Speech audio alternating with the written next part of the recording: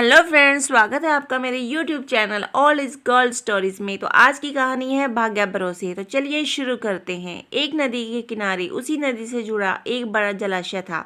जलाशय में पानी गहरा होता है, इसीलिए उसमें काई तथा मछलियों का प्रिय भोजन जलीय सूक्ष्म पौधे उगते हैं। ऐसे स्थान मछलियों को बहुत रास आते हैं। उस जलाशय में भी नदी से बहुत सी मछलियां आकर रहती थी। अंडे देने के लिए तो सभी मछलियां उस जलाशय में आती थी। वह जलाशय लंबी घास व झाड़ियों द्वारा घिरा होने के कारण आसानी से नजर नहीं आता था। उसी में 3 मछलियों का झुंड रहता था, जिनके स्वभाव भिन्न थे। अन्न संकट आने के लक्षण मिलते ही संकट टालने का उपाय करने में विश्वास रखती थी। प्रत्यु कहती थी कि संकट आने पर ही उससे बचने का यत्न करो। यदि का सोचना था कि संकट को टालने या उससे बचने की बात बेकार है। करने कराने से कुछ नहीं होता, जो किस्मत में लिखा है वह होकर रहेगा। एक दिन शाम को मछुआरे नदी में मछलियां पकड़कर घर जा रहे थे। बहुत कम मछलियां उनके जालों में फंसी थी, अतः उनके चेहरे उदास थे। तभी उन्हें झाड़ियों के ऊपर मछलीखोर पक्षियों का झुंड जाता दिखाई दिया। सबकी चोंच में मछलियां दबी थी। वे चौंके। एक ने अनुमान लगाया, दोस्तों लगता है झाड़ियों के पीछे नदी से जुड़ा जलाशय है, जहां इतनी सारी मछलियां पल रही हैं। मछुआरे पुलकित होकर झाड़ियों में से होकर जलाशय के तट पर आ निकले और ललचाई नजर से मछलियों को देखने लगे। एक मछुआरा बोला, आहा, इस जलाशय में तो मछलियां भरी पड़ी हैं। आज तक हमें इसका पता ही नहीं लगा। यहाँ हमें ढेर सारी मछलियां मिलेंगी। दूसरा बोला। तीसरे ने कहा, आज तो शाम घिरने वाली है, कल सुबह ही आकर यहाँ जाल डालेंगे। इस प्रकार मछुआरे दूसरे दिन का कार्यक्रम तय करके चले गए। तीनों ने मछुआरे की बात सुन ली थी। अन्ना मछली ने कहा, साथियों तुमने मछुआरे की बात सुन ली। अब हमारा यहाँ रहना खतरे से खाली नहीं है। खतरे की सूचना हमें मिल गई है। समय रहते अपनी जान बचाने का उपाय करना चाहिए।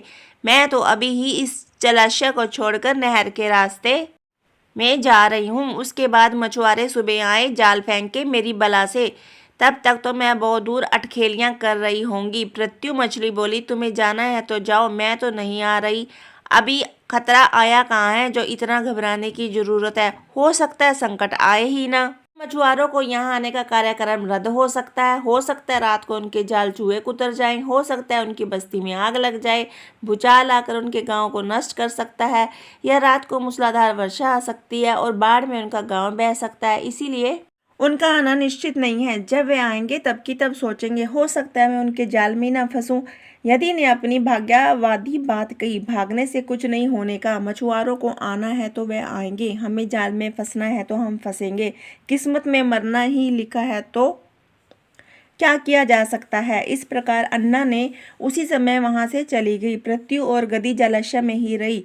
भोर हुई तो मछुआरे अपने जाल को लेकर आए और लगे जलाशय में जाल फेंकने और मछलियां पकड़ने। प्रत्यु ने संकट को आए देखा तो लगी जान बचाने का उपाय सोचने। उसका दिमाग तेजी से काम करने लगा। आसपास छिपने के लिए कोई खोखली जगह भी नहीं थी। तभी उसे याद आया कि उस जलाशय में काफी दिनों से एक मरे हुए ऊदबिलाव की लाश तैरती रही है। वह उसके बचाव के काम आ सकती है। जल्दी उसे वह लाश मिल गई।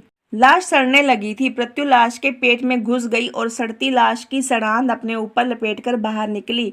कुछ ही देर में मछुआरे के जाल में प्रत्यु फंस गई। मछुआरे ने अपना जाल खींचा और मछलियों को किनारे पर जाल से उल्ट दिया। बाकी मछलियां तो तड़फने लगी, परंतु प्रत्यु दम साधकर मरी हुई मछली की तरह पड़ी रही। मछुआरे को सड़ांध का भभका लगा तो मछलियों को देखने लगा। उसने निश्चल पड़ी मृत्यु को उठाया और सूंघा। आग, यह तो कई दिनों से मरी मछली है, सड़ चुकी है। ऐसे बड़बड़ाकर बुरा सा मुंह बनाकर उस मछुआरे ने प्रत्यु को जलाशय में फेंक दिया। प्रत्यु अपनी बुद्धि का प्रयोग कर संकट से बच निकलने में सफल हो गई थी। पानी में गिरते ही उसने गोता लगाया और सुरक्षित गहराई में पहुंचकर जान की खैर मनाई। यदि भी दूसरे मछुआरों के जाल में फंस गई थी और एक टोकरे में डाल दी गई थी। भाग्य भरोसे बैठी रहने वाली यदि ने उसी टोकरी में अन्य मछलियों की तरह तड़प तड़प कर प्राण त्याग दिए। सीख, भाग्य के भरोसे हाथ पर हाथ धरकर बैठे रहने वालों का विनाश निश्चित है। तो thanks for watching. Radhe Radhe. Please channel को सब्सक्राइब और वीडियो को लाइक कीजिए।